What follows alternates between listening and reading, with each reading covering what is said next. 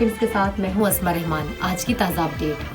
خیبر پختونخوا اور بلوچستان میں جاری دہشت گردی میں بھارت براہ راست ملوث ہے۔ بھارت کو اندرونی بغاوتوں اور خلفشار کا سامنا ہے۔ جارحیت کا بھرپور جواب دیا جائے گا۔ سیکورٹی فورسز پوری طرح چوکس اور تیار ہے اور قوم اپنی افواج کے پیچھے کھڑی ہے۔ پاک فوج کے سربراہ army chief general Asim Munir نے پی ایم اے کاکول میں پاسنگ آؤٹ پریڈ سے خطاب کرتے ہوئے کہا کہ اپنے وطن کا دفاع کرنا ہم اچھی طرح جانتے ہیں۔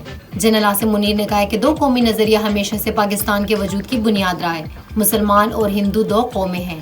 ہمارے آباء و اجداد نے پاکستان کی تخلیق کی خاطر بے پناہ قربانیاں دی ہیں۔ اہل غزہ سے اظہار یکجہتی کے لیے خیبر پختونخوا بھر میں احتجاج جاری ہے۔ اس دوران کاروباری مراکز بند ہیں۔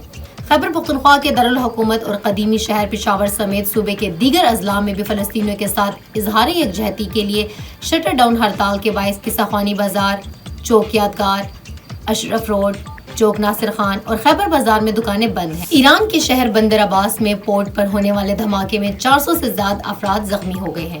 ایرانی میڈیا کے مطابق دھماکہ بندر عباس کی شاہد راجائی پورٹ پر واقع ایک انتظامی عمارت میں ہوا ہے۔ عازمین حج کے لیے وزارت مذہبی امور نے ضروری ہدایات جاری کرتے ہوئے کہا ہے کہ سعودی عرب روانگی سے قبل لازمی ویکسین لگانی ضروری ہے۔